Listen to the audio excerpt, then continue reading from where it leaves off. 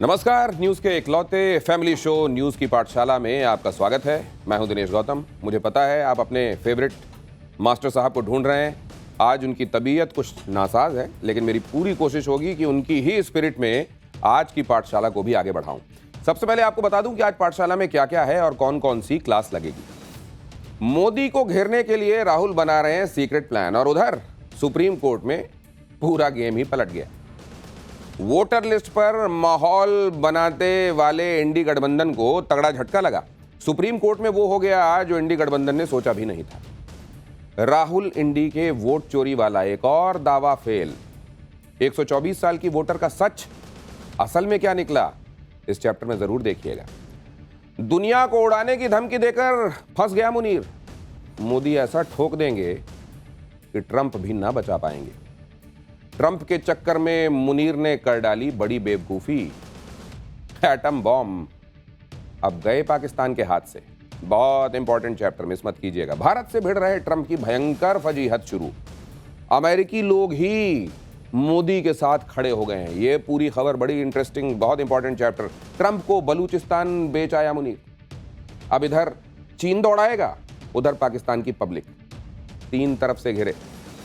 आवारा कुत्तों पर सुप्रीम कोर्ट के आदेश से ऐसा बवाल, राहुल प्रियंका सब मैदान में आ गए।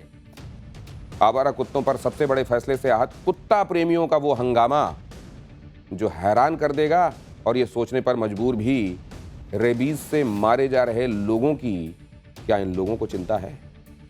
लेकिन सबसे पहले देखिए दिन भर का रिवीजन।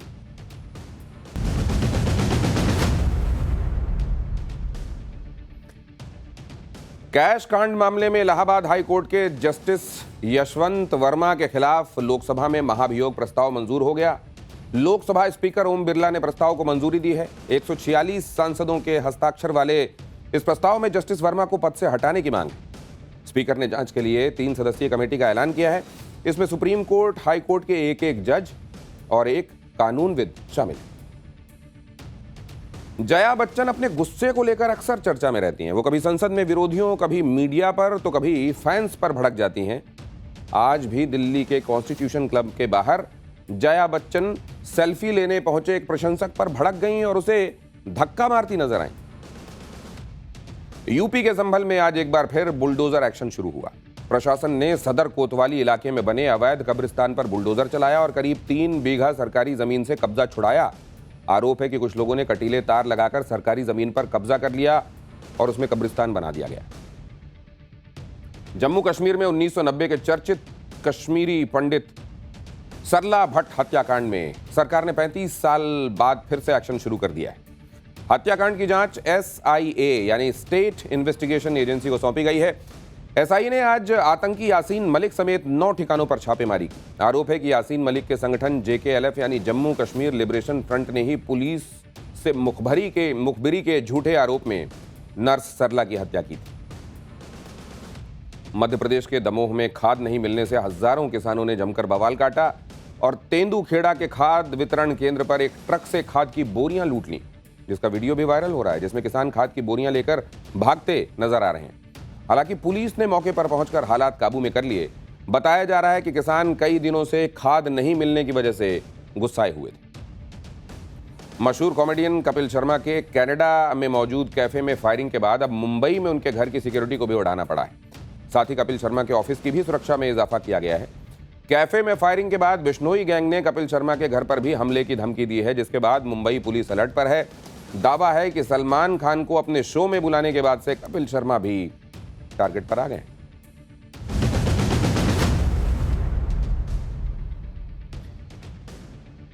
और दिन भर के रिवीजन के बाद पाठशाला की पहली क्लास। मोदी को घेरने के लिए राहुल बना रहे हैं सीक्रेट प्लान, और उधर सुप्रीम कोर्ट में सारा खेल ही पलट गया। वोटर लिस्ट पर माहौल बनाते इंडी गठबंधन को तगड़ा झटका लगा। सुप्रीम कोर्ट में वो हुआ जो इन्होंने सोचा भी नहीं था। राहुल इंडी के वोट चोरी वाला एक और दावा फेल हुआ। 124 साल की वोटर का जो सच दिखाने की कोशिश की जा रही थी, उसकी असलियत कुछ और निकली। राहुल गांधी और इंडी गठबंधन ने इस वक्त जो माहौल बनाया हुआ है, वो माहौल क्या देश को किसी अराजकता की तरफ ले जाने की किसी तैयारी के संकेत दे रहा है? क्योंकि वोट चोरी के जिन कथित सबूतों का दावा और खुलासा राहुल गांधी ने किया था, और जिसके बाद सदन से लेकर सड़क तक इंडी गठबंधन लगातार बवाल काटता रहा, वो सबूत राहुल गांधी या इंडी गठबंधन कोर्ट में लेकर क्यों नहीं जा रहे? कोर्ट जाने की बात ये लोग नहीं कर रहे हैं, उल्टे राहुल गांधी किसी बड़ी तैयारी की बातें कर रहे हैं। कल राहुल गांधी ने कह दिया था कि अब लड़ाई आगे निकल गई है। आज राहुल गांधी ने कह दिया कि पिक्चर तो अभी बाकी है। राहुल गांधी क्या सीक्रेट प्लान बना रहे हैं? इंडी गठबंधन की आगे की तैयारी क्या है? इसे लेकर बहुत सारी बातें हो रही हैं, क्योंकि ये बात तो एकदम क्लियर हो चुकी है कि नरेंद्र मोदी को घेरने की नई रणनीति निश्चित रूप से यह है, क्योंकि चुनाव आयोग जब इन्हें मिलने के लिए बुलाता है तो कहते हैं कि 300 सांसदों के साथ ही जाएंगे। चुनाव आयोग जब सिग्नेचर करके, दस्तखत करके कहता है हलफनामा दे दो, तो कहते हैं कि साइन क्यों करें? प्रेस कॉन्फ्रेंस करके वोट चोरी के सबूत दिखाने का दावा करते हैं, लेकिन कोर्ट नहीं जाते। वोटर लिस्ट में गड़बड़ी पर प्रदर्शन होता है, लेकिन अपने बीएलओ से कहकर इसे ठीक नहीं करवाते। वोट चोरी के नारे लगाते हैं, लेकिन ये अब तक साबित नहीं कर पाए कि वोट चोरी हुई तो हुई कैसे। यानी सिर्फ माहौल बनाया जा रहा है, कोई सबूत नहीं दिया जा रहा है। सिर्फ ये कहा जा रहा है कि वोट चोरी हुई, लेकिन कैसे हो गई ये तो बता दो। क्या सारे के सारे वोट मोदी को चले गए? और अगर सारे वोट मोदी को चले गए तो कैसे गए? क्या किसी और को कोई वोट नहीं गया? सबूत दिखाने के नाम पर सियासी ड्रामे हो रहे हैं। कल इंडी गठबंधन ने चुनाव आयोग के दफ्तर तक जाने के लिए मार्च निकाला था, जिसमें बहुत हंगामा किया गया। आज एक और सियासी स्टंटबाजी की गई। बिहार की एक वोटर के नाम की टी शर्ट पहनकर प्रदर्शन किया गया। यहां दिखा रहा हूं मैं आपको, लेकिन यह भी सियासी ड्रामा ही साबित हो गया, क्योंकि जिस वोटर के नाम पर यह सब प्रदर्शन हो रहा था, उसका मामला तो बिहार में हुई पड़ताल में कुछ और ही निकला। इंडी गठबंधन का यह सारा सियासी ड्रामा एक एक करके कैसे एक्सपोज होता जा रहा है, ये आज हम आपको बताएंगे। और ये भी बताएंगे कि इधर इंडी गठबंधन सड़कों पर बवाल करता रहा, उधर सुप्रीम कोर्ट में सारा खेल ही पलट गया। सुप्रीम कोर्ट में आज वोटर लिस्ट को लेकर सुनवाई हुई, और इस सुनवाई में इंडी गठबंधन के नैरेटिव के सारे धागे, उसकी सारी तुरपाई खुल गई। ये कैसे हुआ ये सब आपको बताऊंगा, लेकिन इसका पहले एक ट्रेलर आपके सामने रखता हूं।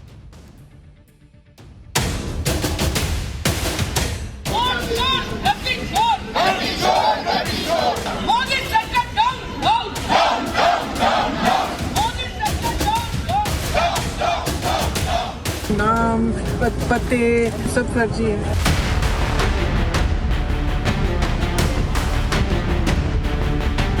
शहर के बहाने ये बड़े पैमाने पर वोट काटना चाहते हैं।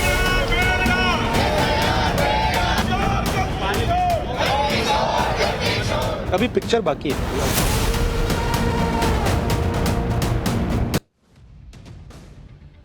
सुप्रीम कोर्ट में आज वोटर लिस्ट को लेकर क्या क्या हुआ, उसकी एक एक डिटेल आज पाठशाला में आपके सामने होगी, और यह भी कि कैसे सुप्रीम कोर्ट में इनके नैरेटिव की धज्जियां उड़ती दिखाई दी। लेकिन पहले आप देखिए कि राहुल गांधी और इंडी गठबंधन कैसे माहौल बना रहे हैं।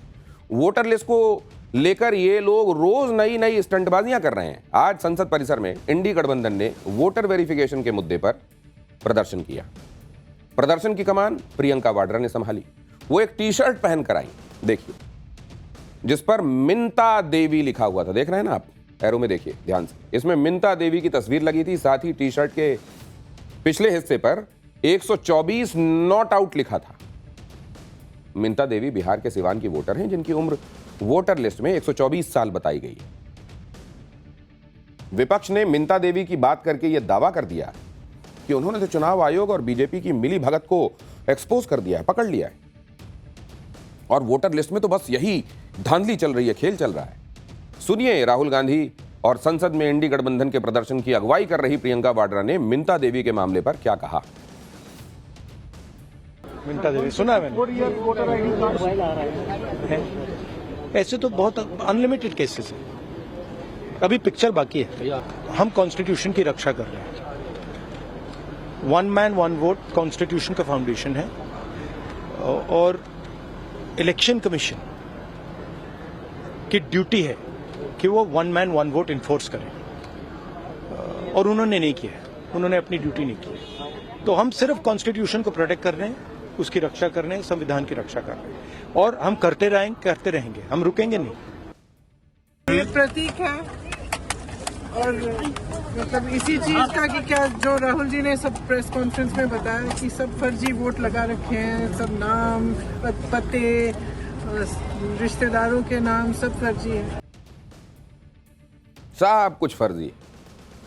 अब जिस 124 साल की वोटर को लेकर राहुल और प्रियंका और इंडी गठबंधन ये माहौल बना रहे थे, उस वोटर मिंता देवी का सच क्या है ये आपको आगे बताऊंगा। लेकिन आज उससे पहले आप देखिए कि कैसे इस तरह के केसेस दिखाकर माहौल बनाया जा रहा है कि पूरे कुएं में ही भांग घुली हुई। अगर कोई वोट चोरी हुई है तो ये लोग सबूत लेकर कोर्ट क्यों नहीं जा रहे हैं? सड़कों पर डायलॉग मारा जा रहा है। जैसे राहुल गांधी ने आज कह दिया कि पिक्चर तो अभी बाकी है। राहुल गांधी क्या प्लानिंग कर रहे हैं उसकी डिटेल भी सामने आ गई। राहुल गांधी 17 अगस्त से बिहार में मतदाता अधिकार यात्रा निकालेंगे। यह यात्रा 15 दिनों में बिहार के 25 जिलों से गुजरेगी। यात्रा पटना के गांधी मैदान में एक बड़ी रैली के साथ खत्म की जाएगी। राहुल गांधी की इस यात्रा को देखकर तो यही लग रहा है कि उन्होंने बिहार चुनाव में माहौल बनाने के लिए वोट चोरी वाला ये कथित बॉम्ब फोड़ा है और इसलिए जानबूझकर बिहार में उनकी यात्रा को मतदाता अधिकार यात्रा नाम दिया गया है। साफ है कि कांग्रेस इसी मुद्दे को लेकर बिहार चुनाव में उतरेगी। राहुल गांधी इस मुद्दे को संविधान से जोड़ रहे हैं, यानी जैसे उन्होंने लोकसभा चुनाव में संविधान वाला नैरेटिव बेचकर माहौल बनाया था, वैसे ही वो बिहार के विधानसभा चुनाव में करने वाले हैं। राहुल गांधी पहले बिहार में जातीय जनगणना के मुद्दे को उठाने की प्लानिंग में थे, लेकिन पीएम मोदी ने उनसे यह मुद्दा ही छीन लिया। अब जब मुद्दा छिन गया तो कोई नया मुद्दा चाहिए था। तो सब्सटेंस हो ना हो, लेकिन माहौल बनाकर नैरेटिव को आंच में चढ़ाया जा रहा है, माहौल गरमाया जा रहा है। और ऐसा लग रहा है कि उनकी बिहार वाली यात्रा से पहले पूरा माहौल सेट करने के लिए वोट चोरी का आरोप लगाया जा रहा है, क्योंकि अगर राहुल गांधी वाकई इन आरोपों को लेकर गंभीर हैं तो चुनाव आयोग को हलफनामे के साथ, एफिडेविट के साथ सबूत दे चुके होते सिग्नेचर करके। लेकिन वो इन आरोपों को लगाने के बाद सियासी यात्रा की प्लानिंग कर रहे हैं। मकसद साफ है। तो इधर राहुल गांधी लगे हुए हैं, उधर सपा अध्यक्ष अखिलेश यादव और उनकी सांसद पत्नी डिंपल यादव ने भी इस मुद्दे को पकड़ लिया है। वो भी लगातार इस पर बयानबाजी कर रहे हैं। आज अखिलेश यादव ने कहा कि बिहार में वोटर वेरिफिकेशन के बहाने बड़े पैमाने पर वोट काटने की साजिश हो रही। तो डिंपल यादव ने मिंता देवी का मुद्दा उठाया। सुनिए अखिलेश यादव और डिंपल यादव ने कहा क्या। भारतीय जनता पार्टी का सबसे बड़ा काम है साजिश करना, षड्यंत्र करना, और जब बुनियादी सवालों के जवाब उनके पास नहीं है तो चुनाव में किस तरीके से षड्यंत्र करें, चुनाव में कैसे हेराफेरी करें। अगर एसआईआर की बात थी तो ये 1 साल पहले भी लाई जा सकती थी, प्रदेश में समय भी मिल सकता था, लेकिन जानबूझ करके जब उन्हें पता है कि बिहार की जनता उनके खिलाफ है तो एसआईआर के बहाने ये बड़े पैमाने पर वोट काटना चाहते हैं। और जो आज एफिडेविट मांग रहे हैं कांग्रेस पार्टी के नेता राहुल गांधी जी से, समाजवादी पार्टी ने लगभग 2 साल पहले 18,000 वोट ऐसे जो डिलीट किए गए थे, जो 2019 में वोट जिन्होंने डाला था, 2022 के जब चुनाव में गए तो वो डिलीट रहे, उसकी हमने एफिडेविट के साथ जानकारी दी और शिकायत की। अभी भी एक भी अधिकारी के खिलाफ कार्रवाई नहीं हुई है। जो फर्स्ट टाइम वोटर की बात सामने आई है मिंता देवी, जिनकी टी-शर्ट शायद सब लोग पहले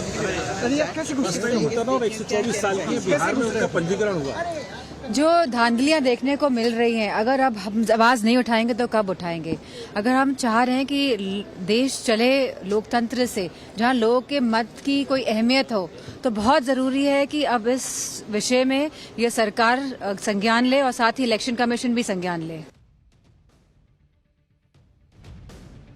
राहुल गांधी और अखिलेश यादव की तरह टीएमसी भी बीजेपी और पीएम मोदी को टारगेट कर रहे हैं। इंडी गठबंधन कल से पीएम मोदी के खिलाफ वोट चोर, गद्दी छोड़ जैसे नारे लगा रहा है। इससे पहले भी साल 2019 के चुनाव आपको याद होंगे, राहुल गांधी ने चौकीदार चोर जैसे नारे लगवाकर अपनी ही सियासी लुटिया को डुबाने का काम किया था। लेकिन लगता है कि इंडी गठबंधन को कोई सबक सीखने की आदत है ही नहीं। अब इंडी गठबंधन नई डिमांड करने में लगा है और ये जो नारे गढ़े जा रहे हैं इनका नतीजा क्या होगा इसका अंदाजा आप लगा सकते हैं।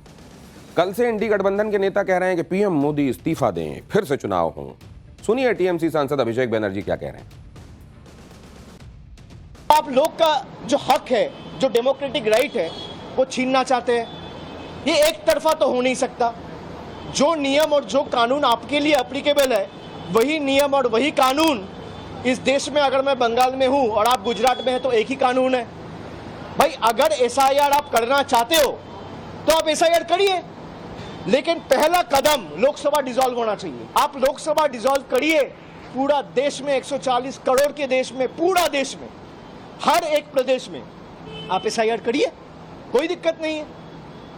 आप इसी वोटर लिस्ट के आधार पे चुन के आए हो 1 साल पहले और आप कह रहे हो बंगाल में वोटर लिस्ट गलत है लेकिन गुजरात में सही है, बिहार में गलत है लेकिन यूपी में सही है। अब 2024 के लोकसभा चुनाव में तो इंडी गठबंधन पीएम मोदी को मात नहीं दे पाया। चुनाव के बाद भी इंडी गठबंधन ने बहुत माहौल बनाया कि 2 महीने 3 महीने में सरकार गिर जाएगी, लेकिन पीएम मोदी को गठबंधन की सरकार चलाए 1 साल से ऊपर हो गया है और ये लोग मोदी का कुछ उखाड़ नहीं पाए। अब पीएम मोदी को कुर्सी से हटा नहीं पा रहे हैं, तो कह रहे हैं कि पीएम मोदी को वोट चोरी से, वो तो वोट चोरी करके प्रधानमंत्री बने, ये तो सरकार लेजिटिमेट है ही नहीं। सुनिए आरजेडी सांसद मनोज झा क्या कह रहे हैं। चोरी तो हम बहुत मासूम होके कह रहे हैं, डकैती है। इस डकैती में शरीके गुनाह है इलेक्शन कमीशन है, और ये जो टॉप में 2 लोग हैं ना, वो शरीके गुनाह हैं। इसलिए वो चोर गद्दी छोड़। इलेक्शन चोर ऑफ इंडिया आपने वॉकआउट किया है? बिल्कुल, पूरा विपक्ष। क्या सुनना है भाई? अंधी गुफा में ले जा रहे हो देश को। एक एक आदमी के चहन में ये बात बैठ गई है कि ये इलेजिटिमेट सरकार है, इसकी लेजिटिमेसी नहीं है। संसद के बाहर ही नहीं बल्कि संसद के अंदर भी इंडी गठबंधन ने वोटर लिस्ट के मुद्दे पर जमकर बवाल काटा। लोकसभा में विपक्ष के सांसदों ने विरोध दर्ज कराने के लिए स्पीकर की चेयर की ओर कागज उछाल दिए, जिस पर संसदीय कार्य मंत्री किरण रिजिजू बुरी तरह भड़क गए। उन्होंने विपक्ष पर संसद की गरिमा गिराने का आरोप लगाया।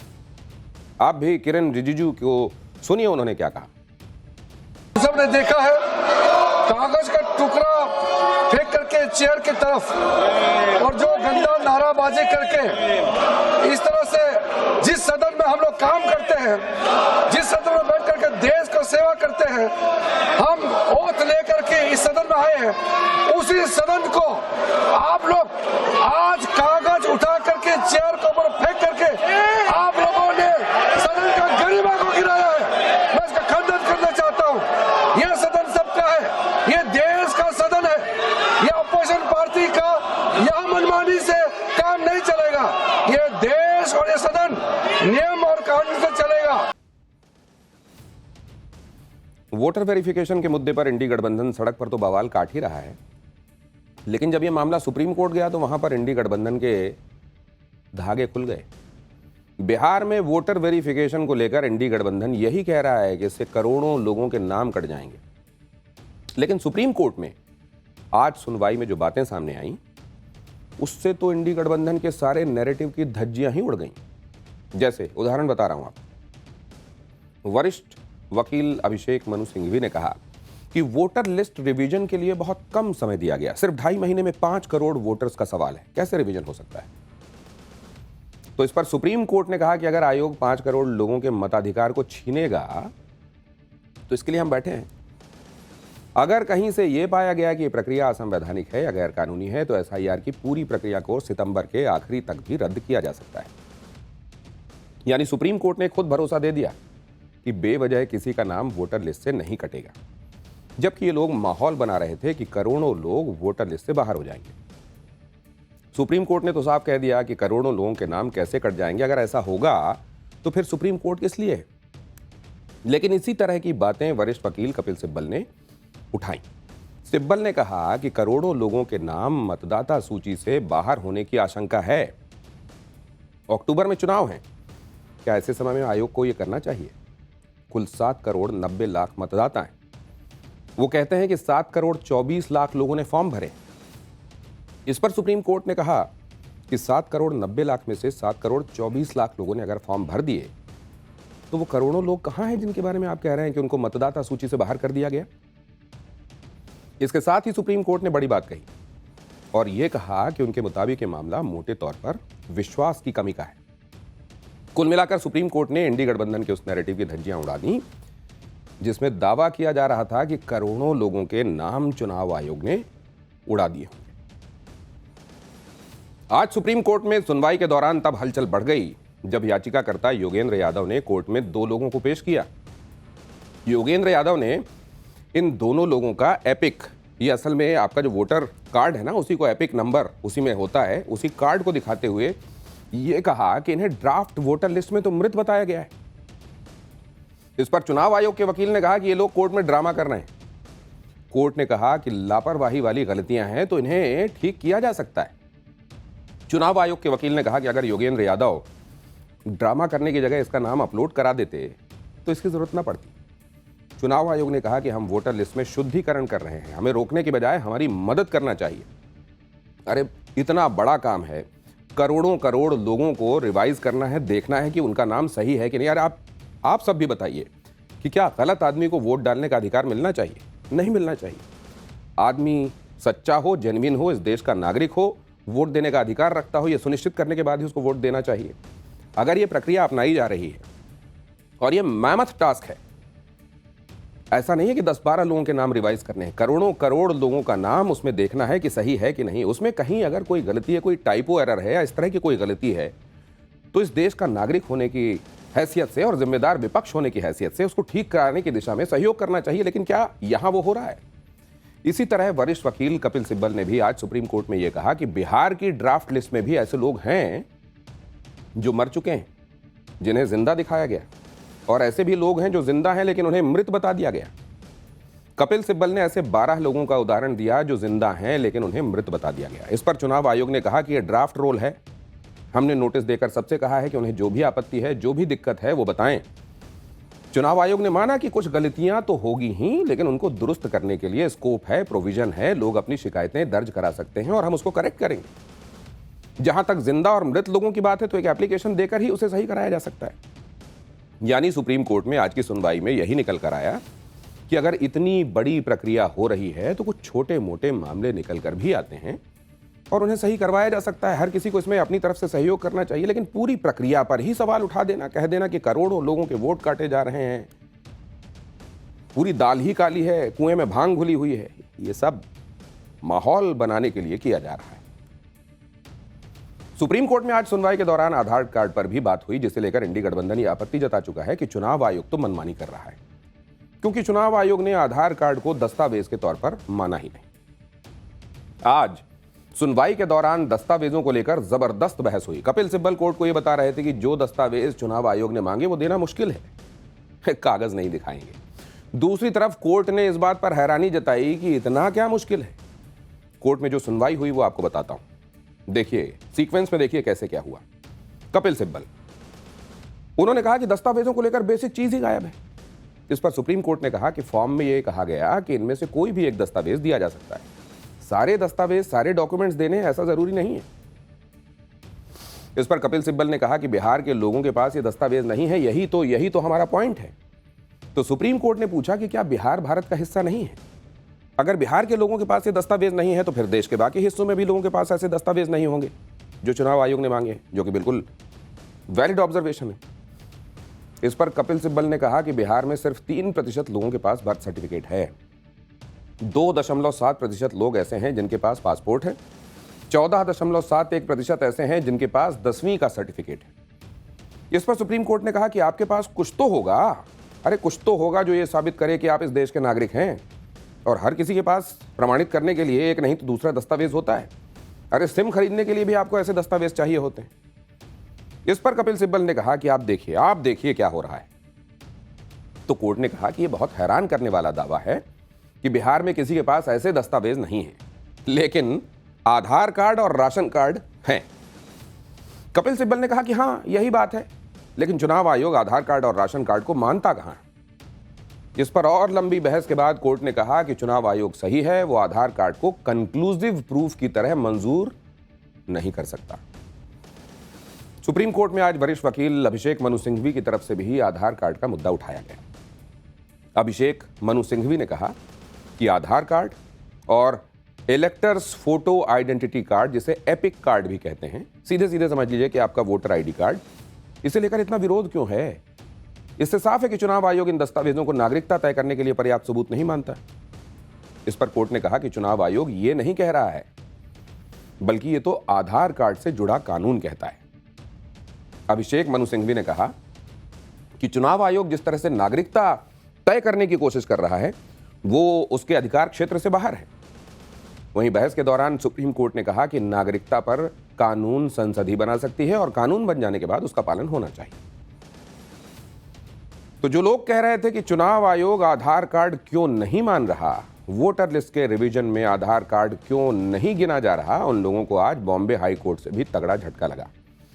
बॉम्बे हाई कोर्ट ने एक संदिग्ध बांग्लादेशी नागरिक के केस में उसे जमानत देने से इनकार करते हुए कहा, और यह बड़ी बात है, ध्यान दीजिएगा, कि आधार कार्ड रखने से, पैन कार्ड होने से, वोटर आईडी कार्ड बनवा लेने भर से ही कोई भारत का नागरिक नहीं बन जाता। ये सारे डॉक्यूमेंट्स पहचान के लिए हैं या सुविधाएं लेने के लिए हैं, लेकिन इन सब पहचान पत्रों को रखने का मतलब यह नहीं हो जाता कि नागरिकता कानून के तहत भारत का नागरिक होने के लिए जो बुनियादी कानूनी जरूरत है उसे अनदेखा कर दिया जाए।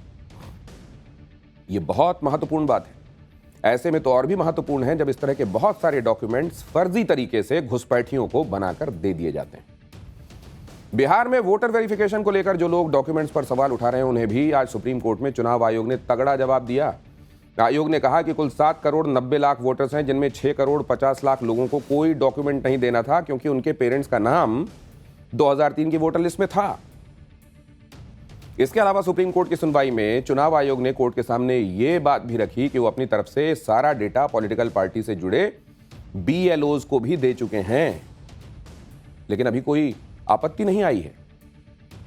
एक तरफ इंडी गठबंधन को सुप्रीम कोर्ट से झटका लगा, दूसरी तरफ संसद में जिस मिंता देवी की तस्वीरें लहराकर, टी-शर्ट पहनकर विपक्ष धमाका करने का दावा कर रहा है, वो धमाका भी किस तरह फुस पटाखा साबित हुआ बताता हूं। मिंता देवी के केस को हाईलाइट करने के लिए विपक्ष ने संसद में तो प्रदर्शन किया ही, इसके अलावा कांग्रेस ने अपने ट्विटर हैंडल पर मिंता देवी के डिटेल भी शेयर किए, जिसमें मिंता देवी की डेट ऑफ बर्थ 15 जुलाई 1900 दिखाई गई है। ये देखिए, उनकी उम्र 124 साल बताई गई और ये वोटर आईडी कार्ड सिवान जिले की दुराउंधा विधानसभा सीट का होने का दावा किया जा रहा है। कांग्रेस ने दावा किया कि मिंता देवी का केस वोट चोरी का क्लासिक उदाहरण है, लेकिन कांग्रेस ने कहा कि SIR के बाद ये हाल है। इस पर कांग्रेस ने चुनाव आयोग से सफाई भी मांगी। मिंता देवी का उम्र को लेकर जो बवाल हुआ, तो हमारी टीम ने भी ड्राफ्ट लिस्ट में दर्ज की गई उनकी डिटेल की पड़ताल शुरू की। हमारी टीम सिवान में मिंता देवी के गांव भी पहुंची, जहां यह पता चला कि मिंता देवी फिलहाल छपरा में। हालांकि मिंता देवी का वोटर आईडी कार्ड हमें मिल गया। वोटर आईडी कार्ड में भी मिंता देवी की डेट ऑफ बर्थ 15 जुलाई 1900 ही लिखी गई। देखिए जरा। लेकिन मिंता देवी के आधार कार्ड से उनकी उम्र को लेकर हो रहे दावों की सच्चाई सामने आ गई। मिंता देवी के आधार कार्ड में उनकी डेट ऑफ बर्थ 17 जुलाई 1990 लिखी हुई है और खुद मिंता देवी और उनके परिवार का भी दावा है कि यही उनकी सही उम्र है और इस हिसाब से उनकी उम्र 35 साल होती है। मिंता देवी ने यह भी माना है कि वो पहली बार वोटर बनी। मिंता देवी के मुताबिक उन्होंने पहले कई बार वोटर आईडी कार्ड बनाने की कोशिश की, लेकिन नहीं बन पाया। फिर उन्होंने वोटर आईडी कार्ड बनवाने के लिए ऑनलाइन फॉर्म जमा किया। मिंता देवी ने यह भी बताया कि उन्होंने आधार कार्ड वाली ही date of birth online application में भरी थी और वोटर आईडी कार्ड मिलने के बाद उन्होंने बिना खोले उसे संभाल कर रख लिया था। और जब उम्र को लेकर बवाल हुआ तो मिंता देवी ने देखा कि वाकई उनके वोटर आईडी कार्ड में उम्र गलत लिखी हुई है। यानी जिस बात को लेकर राहुल गांधी और कांग्रेस मानने को तैयार नहीं है, उसे मिंता देवी और उनका परिवार मान चुका है कि उनकी जो 124 साल की उम्र है वो गलती से, टाइपो एरर की वजह से लिख गई। वोटर आईडी कार्ड में गलत उम्र दर्ज होने से यह भी साबित नहीं होता कि मिंता देवी का वोट ही फर्जी है या फिर वो बीजेपी की ही वोटर है। खुद चुनाव आयोग ने एक हफ्ते के अंदर मिंता देवी की उम्र को लेकर हुई गड़बड़ी को सही करने का भरोसा दिया है। मतलब साफ है कि मोदी विरोध के लिए कुछ भी करना है, जबकि कांग्रेस और इंडी गठबंधन के नेता भी अच्छी तरह समझते होंगे कि 124 साल का फर्स्ट टाइम वोटर तो नहीं होता। ऑनलाइन फॉर्म भरने में गलती हुई, नहीं होनी चाहिए थी। मिंता देवी के वोटर आईडी कार्ड और उनकी उम्र को लेकर जो राजनीति हो रही है उसे भी लोग समझ रहे हैं। आप मिंता देवी के ससुर को सुनिए। जी, जो आपके वोटर लिस्ट में जिसका नाम 124 उम्र आया है वो कौन है? मिंता देवी पतो है। पतो है। तो क्या लगता है किसकी गलती है ये? गलती जहाँ से होता है वहाँ हुआ है, जहाँ से होता है वहाँ से टाइप करता है, वहाँ से हुआ। आप कहाँ से होगा? यहाँ से तो होगा नहीं। टाइप होता है। 124 साल आपकी जो भी पतो आपकी है ना, उनका एज 124 साल बताया जाए। बताया गया मेरा 35 साल है, उनका जो है 35 साल है। राहुल गांधी पूरा एकदम वो तो करेंगे, तो हल्ला करेंगे, तो हल्ला करेंगे। भाजपा को फंसाना हल्ला करेंगे जी, जो आपके वोटर लिस्ट में जिसका नाम 124 उम्र आया है वो कौन है? मिंता देवी पतो है। पतो है। तो क्या लगता है किसकी गलती है ये? गलती जहाँ से होता है वहाँ हुआ है, जहाँ से होता है वहाँ से टाइप करता है, वहाँ से हुआ। आप कहाँ से होगा? यहाँ से तो होगा नहीं। टाइप होता है। 124 साल आपकी जो भी पतो आपकी है ना, उनका एज 124 साल बताया जाए। बताया गया मेरा 35 साल है, उनका जो है 35 साल है। राहुल गांधी पूरा एकदम वो तो करेंगे, तो हल्ला करेंगे, तो हल्ला करेंगे। भाजपा को फंसाना हल्ला करेंगे। तो मिंता देवी की उम्र को लेकर बवाल संसद तक पहुंचा तो सिवान जिला प्रशासन की भी सफाई सामने आई। उन्होंने कहा कि मिंता देवी ने वोटर लिस्ट में नाम जोड़ने के लिए फॉर्म 6 के जरिए ऑनलाइन आवेदन किया था और इसमें डेट ऑफ बर्थ 15 जुलाई 1990 ही लिखी गई थी। लेकिन 1 अगस्त को जो ड्राफ्ट लिस्ट जारी हुई उसमें मिंता देवी की उम्र 124 दर्ज की गई, जिसके बाद बीएलओ ने मिंता देवी से संपर्क किया और उन्हें इस गलती के बारे में जानकारी दे दी गई और मिंता देवी ने इस गलती को सुधारने के लिए 10 अगस्त को फॉर्म 8 के जरिए आवेदन भी कर दिया है। नियमों के मुताबिक मिंता देवी के आवेदन पर कार्रवाई की जा रही है। तो आपने ये देखा कि एक टाइपो एरर को इशू बनाकर ये जनरलाइज करने की कोशिश की जा रही है। आप जानते हैं अपवादों को नियम नहीं बनाया जा सकता, ना बताया जा सकता। एक आधी गलतियां हो सकती हैं, लेकिन उनको केस इन पॉइंट की तरह रखकर यह बताया जाना कि देखिए पूरी लिस्ट ही गड़बड़ झाले से भरी हुई है, यह क्या जिम्मेदार विपक्ष का रवैया कहलाएगा?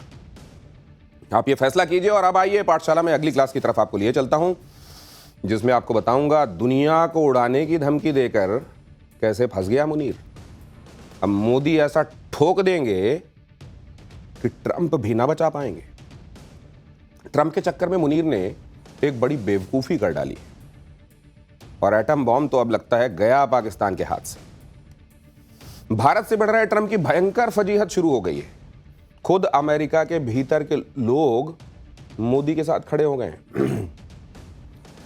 ट्रंप को बलूचिस्तान का सौदा कराया है मुनीर। अब इधर चीन दौड़ाएगा, उधर पाकिस्तान की पब्लिक। पाकिस्तान के आर्मी चीफ असीम मुनीर ने एटम बॉम्ब से दुनिया को उड़ाने की धमकी तो दे डाली, लेकिन ऐसी धमकी देकर असीम मुनीर फंस गया, क्योंकि असीम मुनीर ने धमकी पाकिस्तान में नहीं दी, चीन में भी नहीं दी। असीम मुनीर ने अमेरिका की धरती पर खड़े होकर यह बात कही। भारत तो इस बात का लोड ही नहीं लेता कि असीम मुनीर कहां है, क्या कर रहा है। भारत तो जब चाहेगा असीम मुनीर की आर्मी को ठोक देगा, जैसा कि ऑपरेशन सिंदूर में भारत ने किया था। लेकिन असीम मुनीर ने इस बार बड़ी गलती ये कर दी कि अपने साथ साथ डोनाल्ड ट्रंप की भी छीछा लेदर करवा दी।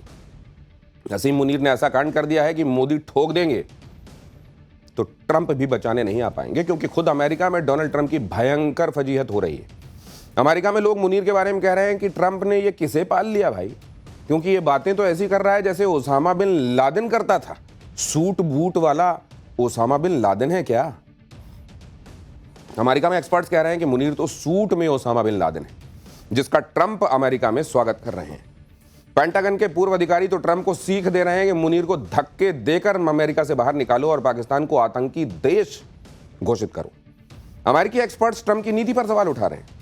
कह रहे हैं कि ईरान को तो ट्रंप न्यूक्लियर खतरा बता रहे हैं, पाकिस्तान को गोद में क्यों बिठा रहे हैं? ये दोहरी नीति कैसे भाई? यानी दुनिया को उड़ाने की धमकी देकर मुनीर तो फंसा ही, साथ में ट्रंप की भी फजीहत करवा दी। लेकिन मुनीर ने ट्रंप से एक और ऐसा काम करवा दिया कि चीन अब पाकिस्तान को दौड़ा दौड़ा कर मारेगा। ऐसा क्यों होगा? क्योंकि जिस बलूचिस्तान में बलोच लड़ाकों ने मुनीर की फौज को धुआं धुआं कर रखा है, जिस बलूचिस्तान लिबरेशन आर्मी से पाकिस्तानी फौज बाप बाप कर रही है, उसे मुनीर ने ट्रंप के जरिए आतंकवादी संगठन घोषित करवा लिया है।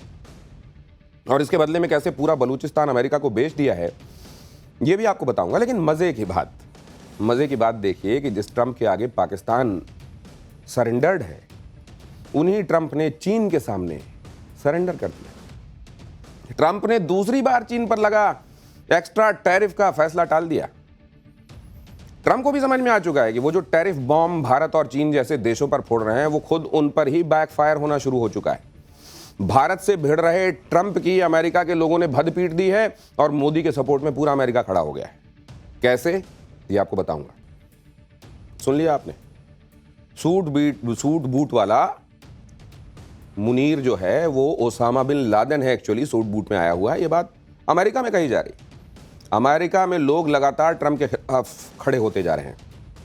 और भारत तो हमेशा से कहता रहा है कि पाकिस्तान की आर्मी किसी भी आतंकवादी संगठन से कम नहीं है। और अब तो पाकिस्तान के आर्मी चीफ असीम मुनीर ने खुद ये बात साबित की है, जिसने अमेरिका की जमीन पर खड़े होकर आतंकी सरगना वाली भाषा बोली है, आधी दुनिया को न्यूक्लियर बॉम्ब से उड़ा देने की धमकी दी है।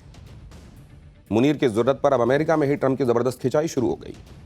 पेंटागन के पूर्व अधिकारी माइकल रूबिन ने तो असीम मुनीर को ओसामा बिन लादेन करार दे दिया है। रूबिन ने कहा है कि मुनीर का बयान इस्लामिक स्टेट जैसे आतंकी संगठन की विचारधारा को दिखाता है। रूबिन ने अमेरिकी राष्ट्रपति ट्रंप को लेकर बड़ी बात कह दी है। रूबिन ने कहा है कि असीम मुनीर सूट बूट पहने ओसामा बिन लादेन है और ट्रंप एक व्यापारी है जो खरीद फरोख्त के आदी हैं।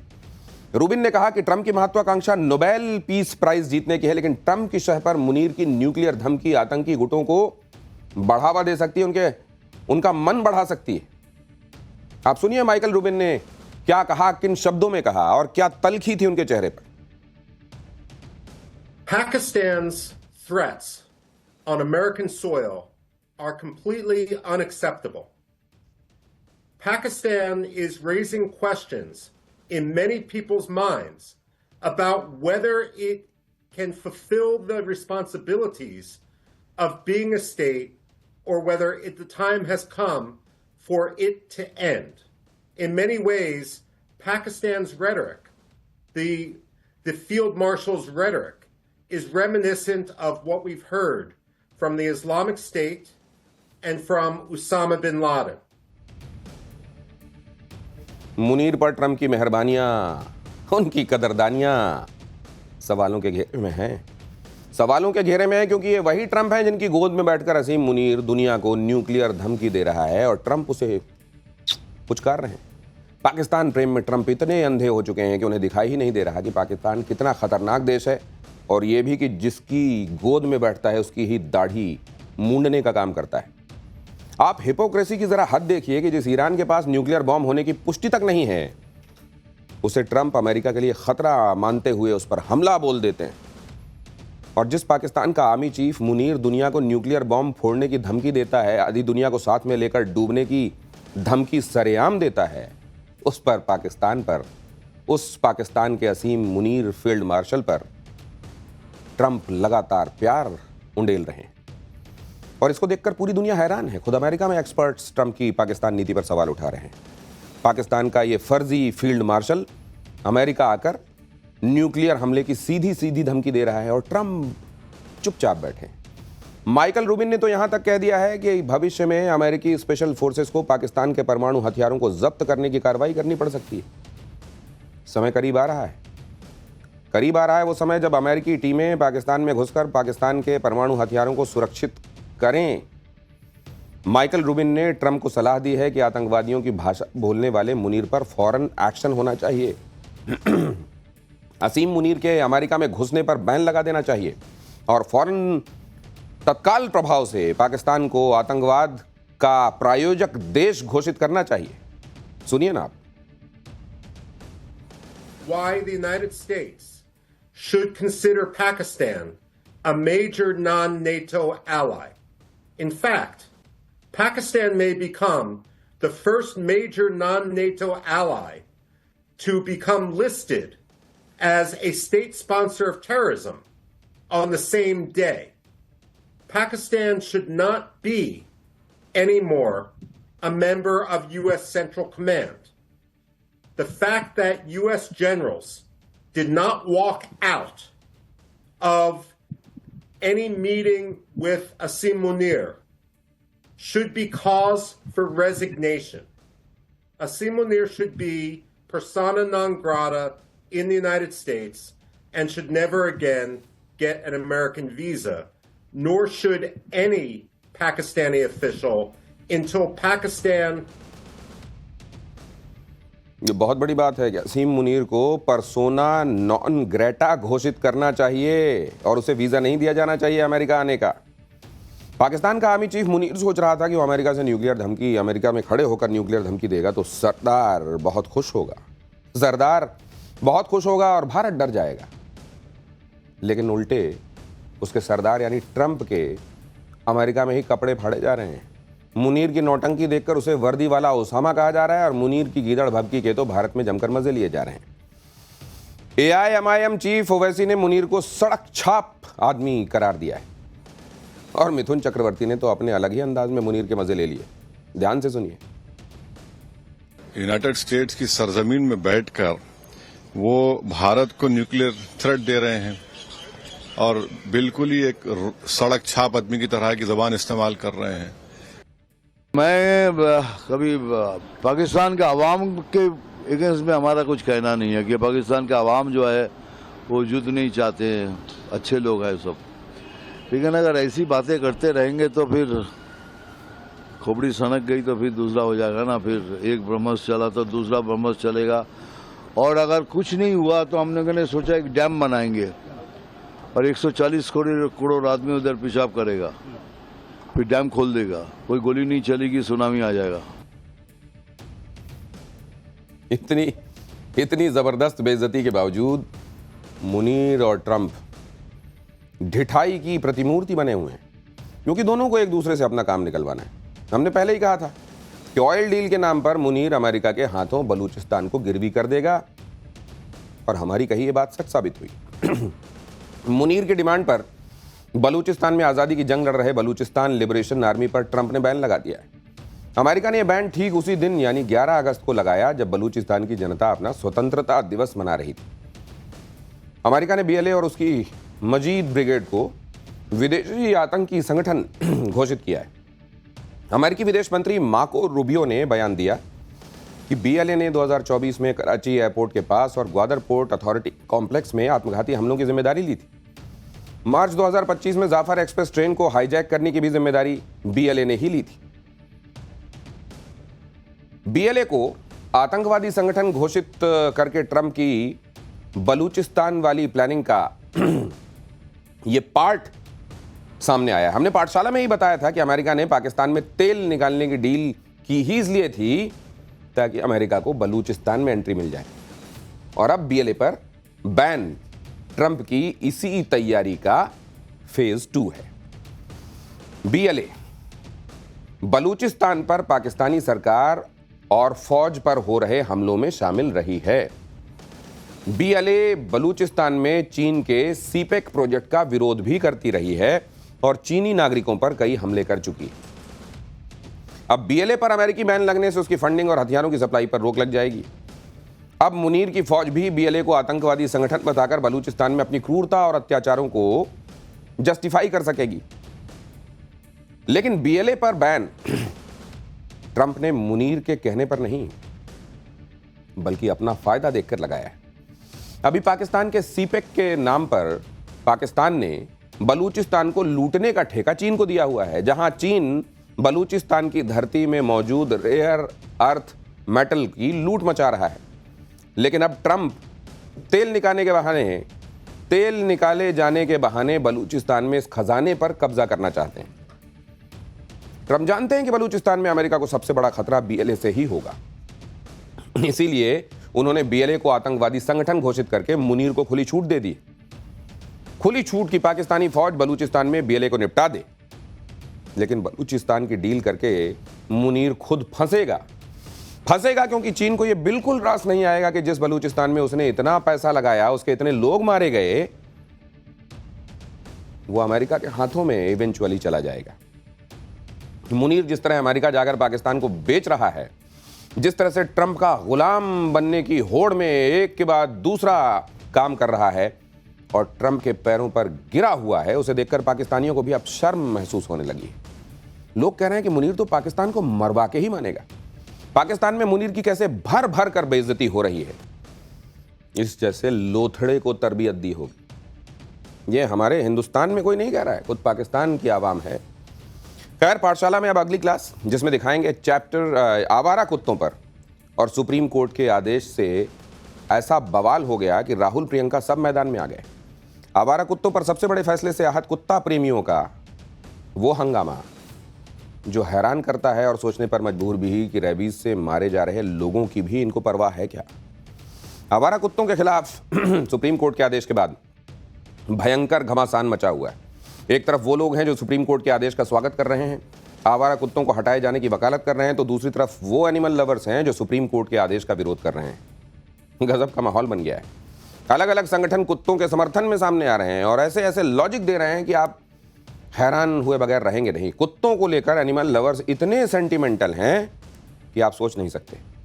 एक बड़ा वर्ग है जो सुप्रीम कोर्ट के आदेश के बाद राहत महसूस कर रहा था कि अब आवारा कुत्तों का आतंक खत्म होगा, लेकिन पशु प्रेमियों में सुप्रीम कोर्ट के आदेश के बाद भयंकर नाराजगी। अब इस मामले पर राजनीति भी शुरू हो गई है। राहुल गांधी से लेकर प्रियंका वाड्रा तक ने आवारा कुत्तों के समर्थन में ट्वीट कर दिया है। आप देखिए कि एनिमल लवर्स क्या क्या कह रहे हैं। एनिमल लवर्स, आवारा कुत्ते हटाए जाएंगे तो वो कहां जाएंगे? कुत्ते हमारे बच्चों की तरह हैं। कुत्तों के रहने से लोगों का फायदा होता है। कुत्तों का पक्ष जाने बगैर आदेश देना गलत है। सुप्रीम कोर्ट को आदेश वापस ले लेना चाहिए। यह स्थिति तब है जब आए दिन आवारा कुत्तों के आतंक की तस्वीरें और वीडियो सामने आते हैं। मासूम बच्चों पर, बुजुर्गों पर कुत्तों के बढ़ते हमलों के बाद ही सुप्रीम कोर्ट ने आदेश दिया है, लेकिन इस पर घमासान मच गया। एनिमल लवर्स और पब्लिक के बीच भयंकर बहस शुरू हो गई। पूरा डिटेल आपको बताऊंगा, लेकिन पहले ये छोटा सा ट्रेलर देख लीजिए।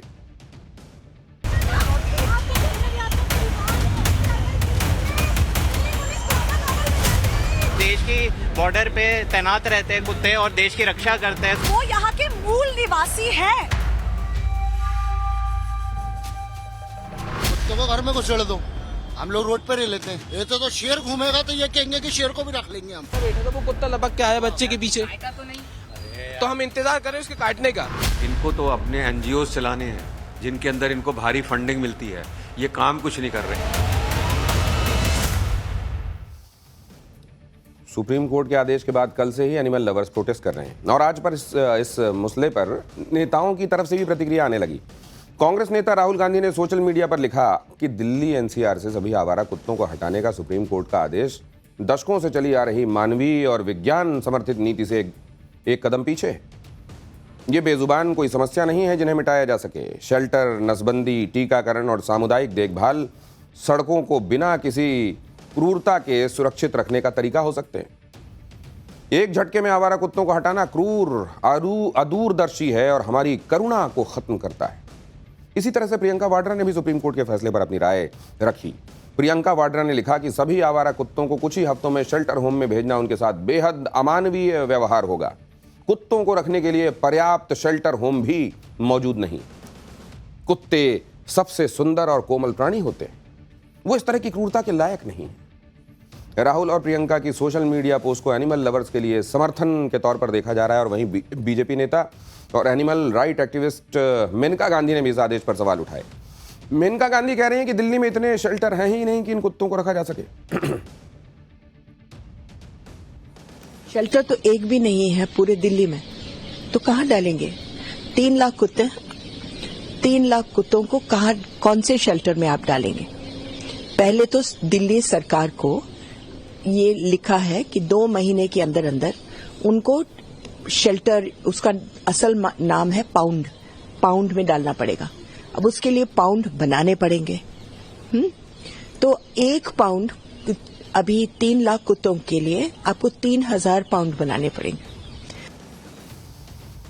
नेताओं के साथ साथ बॉलीवुड सेलेब्स भी सुप्रीम कोर्ट के फैसले के खिलाफ आवाज उठा रहे हैं। जानवी कपूर से लेकर वरुण धवन तक और रवीना टंडन से लेकर सिमी ग्रेवाल तक आवारा कुत्तों को हटाने का विरोध कर रहे हैं। कोई कह रहा है कि आज कुत्तों की बारी है, कल किसकी होगी पता नहीं। कोई कह रहा है कि कुत्तों की आबादी बढ़ रही है, तो इसके लिए कुत्ते दोषी कहां हैं? यानी सुप्रीम कोर्ट के आदेश के बाद एनिमल लवर्स भड़क रहे हैं।